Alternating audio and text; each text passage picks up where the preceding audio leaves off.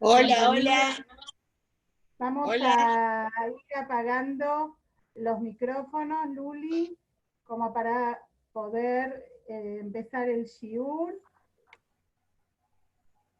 Lindo verlas a todas, con algunas ya me saludé tempranito, a las demás, bienvenida Rose desde Jerusalén, siempre es un gusto, y a todas las demás, todas son un gusto, me encanta verlas, pronto que podamos estar juntas, no solo virtualmente, sino personalmente.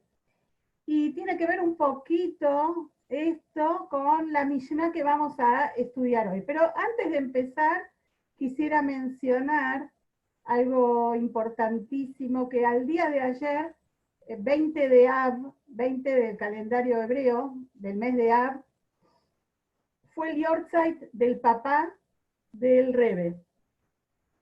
Se llamaba Rabbi Levi Yitzhak Schneerson y él fue gran rabino de la ciudad de, como se llamaba antes, Yekaterinoslav, que después con los comunistas, por supuesto que no le van a llamar Yekaterinoslav, la cambiaron a Dnipropetrovsk o algo así, y creo que de vuelta ahora se llama, no sé, la verdad que no sé, no importa. Pero es una ciudad muy grande, vivían más de 100.000 judíos en esa ciudad, para que tengan una idea. Muchísimos judíos intelectuales vivían ahí, muchísimos judíos, había mucha industria, era una ciudad muy pujante. Y el padre del Rebbe fue elegido rabino ahí cuando todavía era un muchacho joven, muy joven. Sin embargo, ellos vieron que él tenía esa, en Yiddish hay una palabra que se llama shtel. Cuando alguien sabe pararse, tiene esa presencia especial que tenía y además era un rabino versadísimo, tanto en temas de judaísmo, de alajá, de cábala, fue un gran mecubal, un gran cabalista y además un Hasid Chabad. Y a pesar de que él era un Hasid Chabad, todos los miembros de la Keilah lo nombraron rabino de la ciudad. Personas religiosas, no religiosas, más alejados, contrarios a, digamos, que no están de acuerdo tanto con el tema Chabad. Sin embargo, nadie tuvo dudas de que era la persona indicada para ocupar ese puesto, que lo tuvo hasta el día que fue eh, llevado a prisión y después exiliado, donde muere a los 66 años, lamentablemente, como consecuencia de las torturas, de la mala alimentación y del destierro y que se le complica con toda su salud. Sin embargo, en una vida tan corta dejó una impronta, un impacto fuertísimo en la gente y sobre todo tenemos que ubicarnos en algo. Él le tocó ser rabino en la época más difícil para ser rabino. Todas las épocas son, sobre todo en Rusia, fueron épocas muy difíciles. Con el zar tampoco era muy fácil ser rabino ni judío, pero con los comunistas muchísimo más. ¿Por qué? Porque en realidad, aunque ellos decían de boca para afuera, decían que estaba permitido practicar la religión, era una mentira absoluta, una utopía, un engaño. Querían engañar a los demás países. Sabemos perfectamente que millones de judíos fueron asesinados, sobre todo en la época de Stalin, simplemente por practicar el judaísmo o por enseñar judaísmo, que era considerado un tema de eh, terrorismo. Y por eso, justamente, es que el padre del rey es llevado preso después de muchas advertencias a las que él hizo caso omiso. Jamás se dejó amedrentar, jamás dio importancia a las amenazas y nunca dejó de cumplir con su misión. Hay muchas historias muy fuertes y muy interesantes de cómo él daba incentivo a los Yehudim, que estén orgullosos de su condición, que puedan practicar la religión, que no se den por vencidos. Y bueno, hay realmente muchas historias de muchas ceremonias de casamiento que realizó en la clandestinidad, incluso a gente que eran grandes e importantes miembros del Partido Comunista, pero que en su interior todavía valoraran una jupá, un entierro, un brit milá. Hizo cosas impresionantes. Y de las últimas que pudo hacer fue la de hacer matzá kasher para toda Rusia blanca. Les explico, el rabino Levi Yitzhak Schneerson fue el último rabino que quedó a cargo de toda Rusia blanca. Los demás rabinos o fueron asesinados o se fueron, porque no podían soportar la presión que había. Él quedó a cargo de todo. Si ustedes miran el mapa van a ver lo que es la cantidad de Yehudim que dependía de él. Y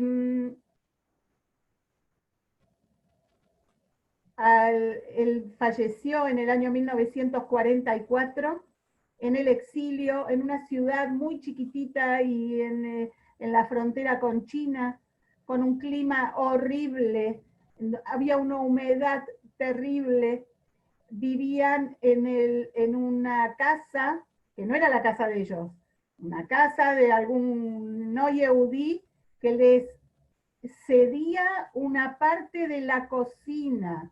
Ahí vivían ellos.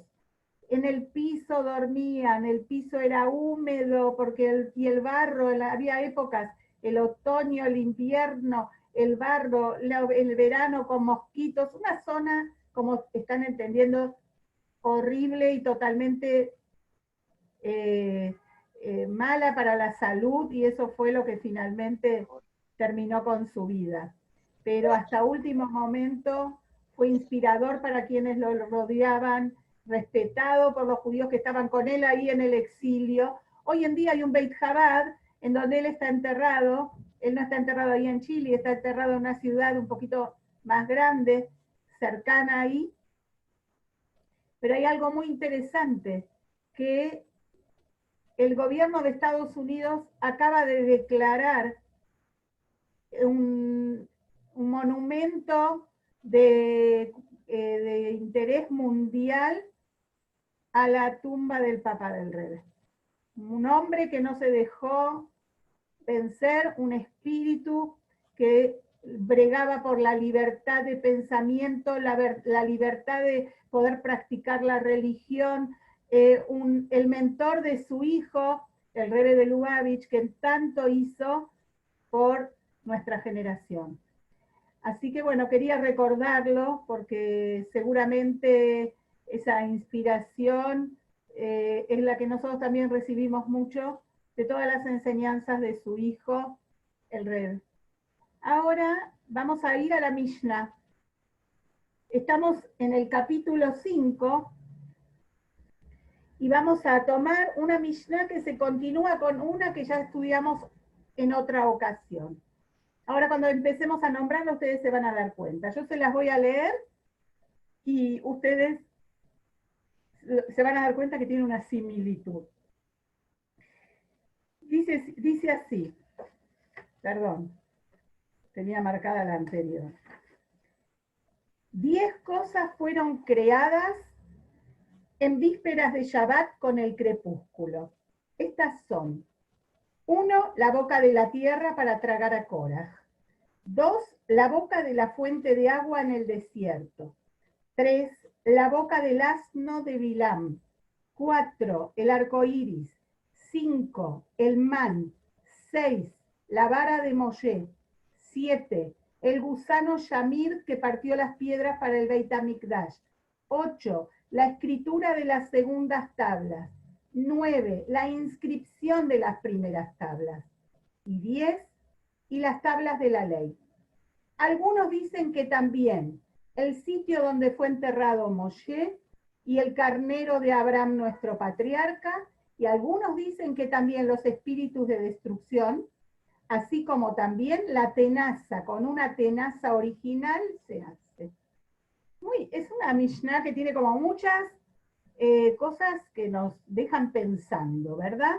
Pero, ¿se acuerdan que nosotras, cuando estudiamos este capítulo, la vez anterior, porque cada semana vamos variando de los 6 capítulos, vamos tomando una Mishnah, habíamos estudiado de los 10 milagros que sucedían en el templo, ¿se acuerdan? En la época del templo. En realidad, el capítulo 5 empieza con también varias cosas que tienen que ver con 10. La primera dice, la primera Mishnah dice, con 10 aserciones, con 10 dichos, Dios creó el mundo. Y después va explicando. La segunda Mishnah, la que le sigue a eso, dice, 10 generaciones fueron entre Adán, el primer hombre, y Noah, Noé, ¿sí? Y después sigue explicando. Después sigue la Mishnah que dice, 10 pruebas superó nuestro patriarca Abraham, y las detalla. Después viene otra Mishnah que dice, 10 fueron los milagros que nuestros antepasados tuvieron en Egipto, las 10 plagas, y después 10 en el mar, va detallando. Y finalmente dice, 10 pruebas, perdón, a continuación dice, no finalmente. Después viene otra que dice, 10 pruebas tuvieron nuestros antepasados en el desierto, le probaron a Dios, y 10 esto, 10 esto. Y después viene la que estudiamos nosotras anteriormente, que es 10 milagros sucedían en el templo, que cuando todos los Yehudim iban para todos los días, no todos los días sucedían 10 milagros. Muy bien.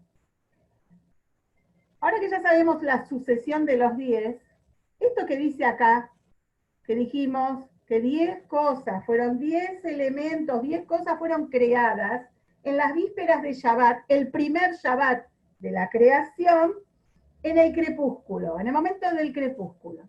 Entonces esta Mishnah no pega acá, porque tendría que haber estado intercalada entre la primera que habla de las 10 palabras o 10 dichos con los que Dios creó el mundo, y después tendría que estar y después seguir con Adán y con Noah y todo lo demás.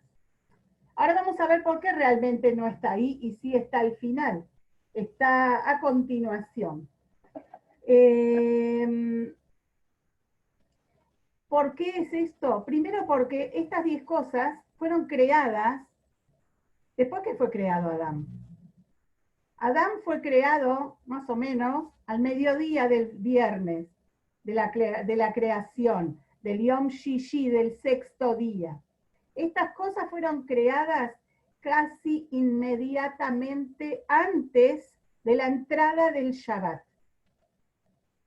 O sea que son posteriores a la creación del hombre. ¿Y por qué no están insertadas en el lugar que habla de la creación y sí lo están aquí? Porque explica el Maral de Praga lo siguiente, y otros rabinos. Este tipo de creación es diferente a lo que se creó en los Sheshet Yemei Bereishit, en los 6 días de la creación hasta ese momento. Todo lo que se creó, que es todo lo que vemos, el mundo con todo lo que hay en él, se creó de manera natural, es decir, es parte de lo natural, es lo que nosotros vemos y nos relacionamos todos los días. Este tipo de creación, estas 10 cosas que aparentemente son un poquito más que eso, porque la Mishnah nos sugiere que hay 3, 4 cositas más, fueron creadas en un momento que es el crepúsculo. El crepúsculo no es noche, pero tampoco es día. No es el día cuando vemos el sol y está clarísimo. tampoco es noche, porque si bien el sol ya no está bajando, hay luz todavía.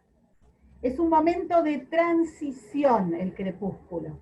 Es lo que nosotros llamamos en hebreo, como lo llama la Mishnah, Bein Hashmashot, ¿sí?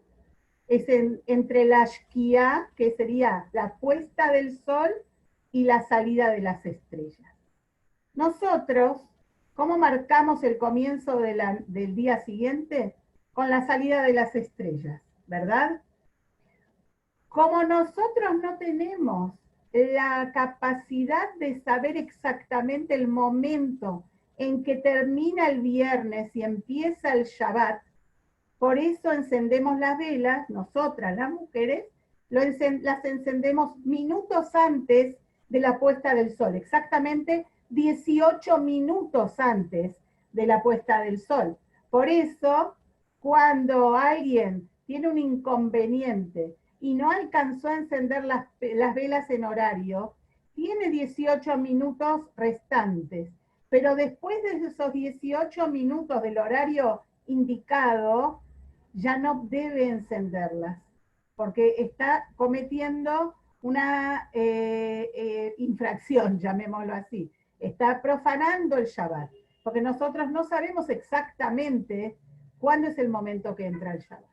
Sin embargo, Dios conoce perfectamente los tiempos y Él creó estas cosas en ese momento de transición de lo natural a el ámbito sobrenatural, porque el Shabbat no es igual a todos los días de la semana.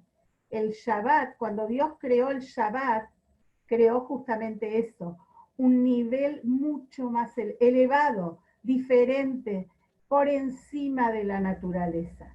Por eso cuando uno respeta el Shabbat, empieza a sentir y a percibir esta atmósfera tan especial. Esas 10 cosas o un poquito más que Dios creó en Bein Hashmashot, en el crepúsculo, son cosas que están relacionadas con lo sobrenatural y que tienen en sí mismos, son perfectas. Todo lo otro, cuando vieron en el Kiddush que decimos el Yom HaShishi, que cuando Dios terminó los cielos y la tierra, Asher bara Elohim la Azot, dice, que Dios creó para hacer. ¿Qué significa eso? Dios creó un mundo, pero nos dejó una tarea, perfeccionarlo, completarlo. Esa es nuestra misión. Estas cosas que fueron creadas, Bein Hashmashot, no necesitan de nuestro trabajo, no necesitan de nuestro esfuerzo, porque ya están perfectas y están para ser usadas en situaciones especiales y sobrenaturales. Entonces vamos a ver cuáles son, las vamos a repasar y las vamos a explicar. Dice así: la boca de la tierra para tragar a Cora.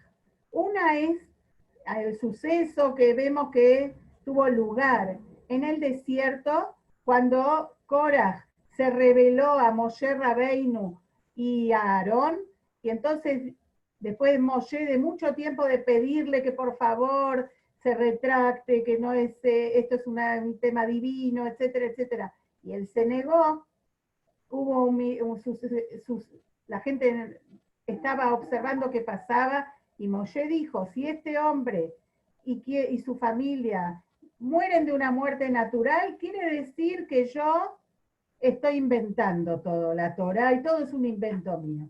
Pero si él tiene algo especial con el que desaparece, quiere decir que es Dios el que me encomendó todo. Y en ese momento se abrió una boca en la tierra, no es que hubo un terremoto, no es que tembló todo, se abrió una grieta y cayeron cualquier persona, fueron todos víctimas, no señor. En ese momento se abrió como una boca y se deslizaron únicamente Korah y su familia y sus pertenencias y quienes estaban con él. Entonces vemos que fue algo maravilloso, de una sola vez, no pasó nunca más esto, y esto es lo que se creó en Bein Hashmashot. La otra es la boca de la fuente de agua en el desierto, el pozo de Miriam, como es conocido, que era una fuente de agua fresca, que acompañó a los Yehudim durante 40 años en el desierto, sin agotarse, donde ellos iban, la fuente se trasladaba con ellos, tenían agua de manantial natural. También fue creada esa fuente de agua, Bein Hashmashot, el primer viernes en el crepúsculo. La boca del asno de Bilam. La boca del asno de Bilam, el brujo, ese brujo profeta Goy, que quería maldecir al pueblo de Israel en el desierto, para eso fue contratado, y Dios no le permitió hacerlo. Y al contrario, nos cuenta la Torá y nos relata las brajot, las bendiciones que él dijo que son de las más hermosas que hay en la Torá. Miren qué interesante. Incluso nos anuncia en su profecía y bendiciones la llegada del Mashiach, una persona malvada como era Bilam. Él tiene un suceso cuando va a aceptar su trabajo en el que hay un ángel delante de él, pero él no lo ve, su asno lo ve, y él, como no lo ve, y el asno se detiene asustado, le pega una vez, le pega otra vez, al final el asno se cansa de que le pegue tanto, se da vuelta y sucede algo digno de una serie como veíamos cuando éramos chiquitas, Mr. Ed, ¿se acuerdan el caballo que hablaba? Bueno, a él le habló el asno, se dio vuelta y sucedió esto, la boca del asno que fue creada en el crepúsculo del primer viernes, se dio vuelta y le dijo, ¿por qué me estás pegando? Él era el asno en realidad. ¿Por qué me pegás? ¿No ves al ángel que está delante mío con una espada en la mano? Y ahí Dios le abrió los ojos a Bilam y pudo ver al ángel y comprendió que su asno era más elevado que él. Esa boca que habló fue creada en el crepúsculo. Después la vara de Moshe. Sabemos, la vara, el maté, como se dice en hebreo, el bastón famoso de Moshe Rabbeinu, que tantas maravillas hizo en manos de Moshe y antes cuando lo tuvieron otros, pero sobre todo el momento más famoso justamente es cuando Moshe Rabbeinu lo utilizó para hacer todos los milagros en Egipto y durante los 40 para cruzar el mar y en el desierto. Bueno, esto también fue creado en el crepúsculo del sexto día. El gusano Shamir. El Shamir, algunos sabios dicen que es un gusano. Algunos dicen que es un elemento mineral, pero la verdad es que Rashi y otros sabios, y evidentemente el Rebe también lo considera así, aseguran que es un tipo de existencia viva, llamémoslo un gusanito. El Shamir se utilizó para construir tanto el Mishkan como el Beit HaMikdash. Al rey Shlomo le costó un esfuerzo terrible poder conseguirlo. ¿Qué hace? ¿Qué tiene de especial este gusanito? Es efectivo como un rayo láser, para que entiendan.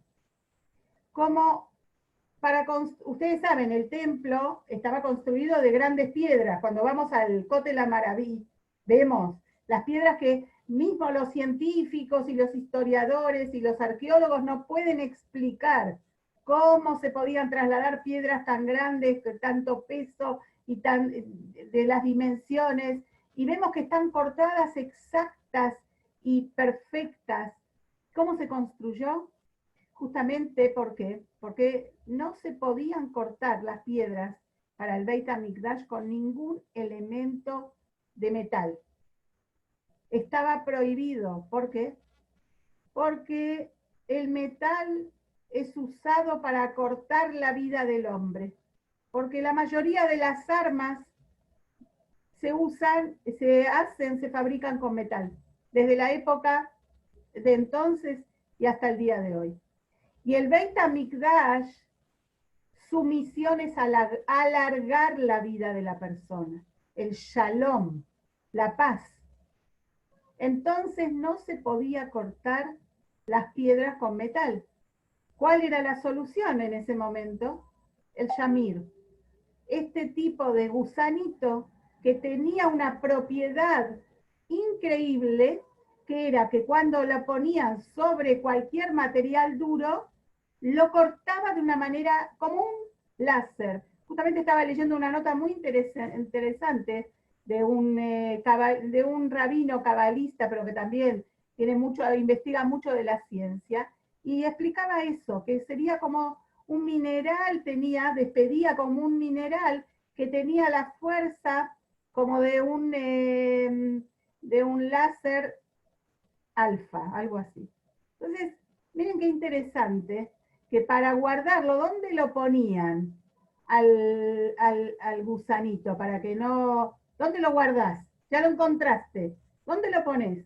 Si lo ponían sobre una piedra, se, se, se cortaba, se abría la piedra. Si lo ponían sobre metal, el metal se dividía o se derretía. Tenía tanta fuerza, entonces lo guardaban en, en algodón, en lana o entre semillas de cebada. Ahora, después de la destrucción de los dos templos, se extinguió el Shamir. No hay más. ¿Por qué? Porque ahora no se necesita. No es necesario. Porque esto solamente es su misión cuando Dios lo creó. En el crepúsculo era para esto. Miren qué interesante que también hay un animal que sus cueros se usaron, si no me equivoco se llama el tajash, sus cueros se usaban para el mishkan, el santuario, y era un animal que era parecía un animal kasher, o sea que era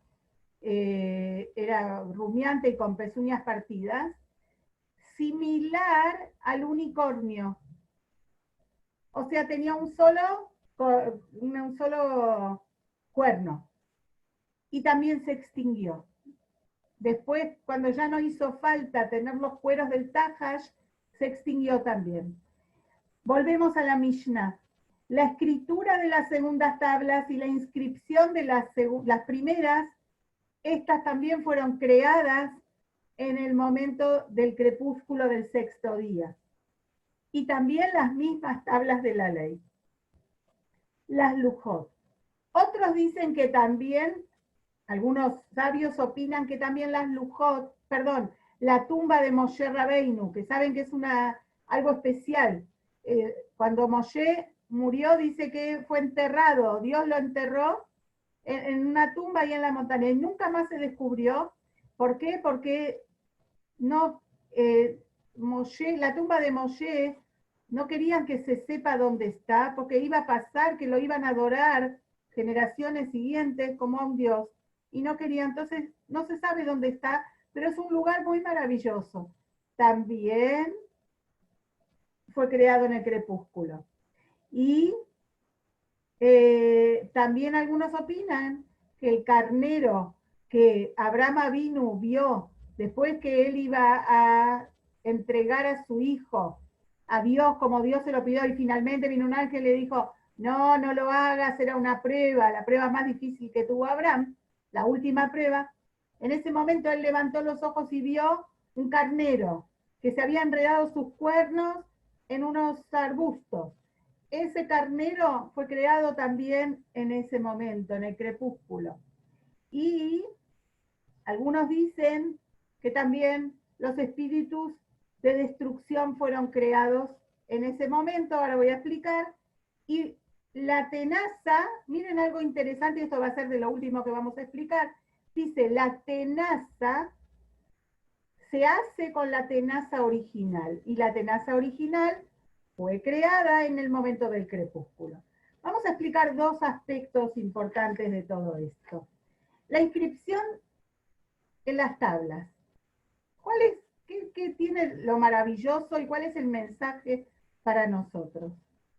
La inscripción de los 10 mandamientos en las lujot, en las tablas de la ley, no eran escritas con tinta, no es como en un Sefer Torah, por ejemplo, que se toma el pergamino, se fabrica la tinta, se toma una pluma y se escribe la Torah en el pergamino. En las lujot, los Aseret Adibrot, las 10 mandamientos, están cincelados, están grabados en la piedra. Estaban grabados de una manera maravillosa, que pasaba la grabación de un lado al otro de la piedra, sin embargo, del lado que uno lo miraba, lo leía correctamente. Tendría que haber sido que cuando uno lo miraba de atrás era al revés, pero bueno, era un milagro, fue creado en el crepúsculo, etcétera, etcétera.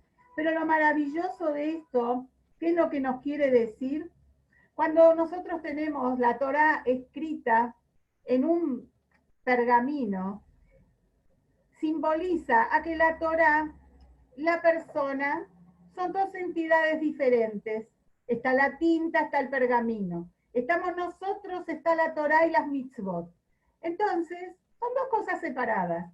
Podemos llegar a servir a Dios, hacer lo que Dios nos pide en la Torá, pero todavía somos dos cosas distintas.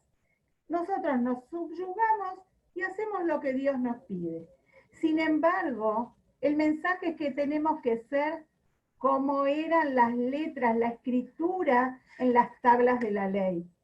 La escritura y las tablas eran una sola cosa, indivisible. No había manera de separarlas, porque la escritura era parte de las tablas.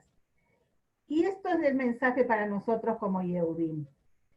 Nosotros tenemos que hacer lo que Dios nos pide, hacer las buenas acciones, hacer las mitzvot, pero de manera tal que sea una sola cosa con nosotros. No es simplemente dos entidades que se unen, sino que nosotros con la Torá y Dios seamos una sola cosa indivisible, que sea parte de nuestro ser. No es que yo hago algo, lo hago porque es mi esencia. Internalizarlo de tal forma que se conviertan en mi propio ser también. Cuando la persona llega a ese nivel, entonces se libera en realidad de todas las molestias mundanas que pueden distraerlo, de las distracciones superficiales del mundo, porque él está tan unido a la esencia, él es la esencia, que entonces ya se siente libre de todas las cosas que pueden llegar a molestarlo. Hay un mensaje muy interesante en esto, para nosotras que somos las mujeres de esta generación. ¿Por qué? Porque ¿cuándo fue creado esto? En el crepúsculo del viernes de Bereishit. Los sabios comparan, en la Kabbalah está traído, que cada milenio es comparado con un día de la creación. El domingo, el primer día de la creación del Bereishit, corresponde a los primeros 1000 años de la historia. El Sheini, Yom Sheini, el lunes, corresponde a segunda fera, ¿verdad, Rose? El lunes corresponde a el segundo milenio. El martes, el tercer día de la creación corresponde al tercero y así sucesivamente. Quiere decir que nosotras, en esta generación, estamos transitando, ya estamos en el 5700, casi 81. Estamos completando el sexto milenio. Quiere decir que ya está por entrar el Shabbat. ¿Qué es el Shabbat? El Shabbat es cuando el mundo va a ser todo Shabbat. La era mesiánica, la venida del Mashiach, donde no va a haber más guerras y no va a haber más envidias ni maldades, ni enfermedades, todo va a ser bien, no va a existir el mal y todas las cosas que nos promete la Torá. Nosotras estamos viviendo en este momento en el crepúsculo, estamos prácticamente en la entrada del Shabbat. Y entonces esto aplica a nosotras. ¿Por qué? Porque esta época en la que el Yehudí, cuando hace algo por su judaísmo, estudia una palabra de Torah, enciende las velas de Shabbat y las fiestas, coloca una mezuzá en su casa, hace algo bueno por otra persona, dache de acá, colabora con una institución judía, come kasher. Cada una de estas cosas que hacemos en el momento del crepúsculo están identificadas con el momento, porque nosotras somos las protagonistas. Esta generación es la generación de los talones del Mashiach y debemos tomar la posta. Nosotras somos las que estamos al frente de esto, tenemos que lograrlo a través de nuestras acciones. Y para terminar, cuando dice, y la tenaza se hace con una tenaza original, ¿qué quiere decir? Que en la tenaza, sabemos lo que es una tenaza, una pinza, ¿sí? Para agarrar, de estas dos cosas que se unen y uno agarra las cosas. La tenaza no se le ocurrió a ningún inventor. La tenaza fue creada en ese momento del Bereishit. Ya fue entregada. ¿Y cómo se hace una tenaza? Copiando la tenaza original. ¿Pero qué nos dice la Mishnah? No dice, y fue creada la tenaza original. No, no dice eso. ¿Qué nos dice? La tenaza se hace con la tenaza original. ¿Qué nos quiere decir la Mishnah? Nos quiere decir que la tenaza original no tenía una función específica por sí misma. La función de la tenaza original es para que nosotros hagamos cosas, para que el hombre actúe. ¿Para qué sirve una tenaza? Un artesano utiliza la tenaza para pasar, digamos, cuando trabaja con el fuego y el calor y lo que fuera, que no puede sostener el material con su mano, lo sostiene con la tenaza. Es algo que se utiliza para crear, mejor dicho, para hacer algo. Y nos está significando que nosotros somos quienes tenemos que hacer. Nuevamente, ¿cuándo es creada la tenaza? En el crepúsculo del sexto día. Es decir, aplica a nosotras que estamos viviendo en el crepúsculo del sexto milenio. Estamos antes de la llegada del Mashiach. Y la tenaza representa la capacidad que tenemos cada uno de nosotros para corregir, perfeccionar, mejorar, impactar para bien en el mundo. Cada cosa que hacemos, por más pequeña que parezca, no lo es. Tiene una fuerza de impacto increíble. Piensen cuando tiramos una piedra en el río, la onda expansiva que tiene la piedra. Pensemos en algo negativo, Dios nos libre. Lo vimos hace poco en los videitos en todas las redes cuando explotó ese edificio en Beirut. La onda expansiva destruyó casi toda la ciudad, algo le hizo, aunque estuviera lejos, porque la onda expansiva es muy fuerte. Está escrito que la onda expansiva de algo negativo es muy fuerte, pero la onda expansiva de algo bueno es muchas veces más fuerte. Entonces, cada acción buena que hacemos, sobre todo en el crepúsculo del sexto milenio, tiene una onda expansiva impresionante.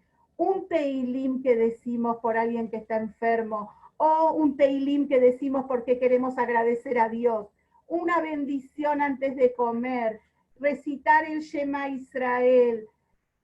Cada mitzvah es una onda, tiene un impacto, crea una onda expansiva que llega a lugares que son increíblemente lejanos y pueden ayudar, como una vez el Rebbe, cuando salió con su primer campaña, que era la campaña de los tefilín, que todos los hombres mayores de 13 años coloquen tefilín, aunque nunca lo colocaron antes y no sabemos qué va a pasar después.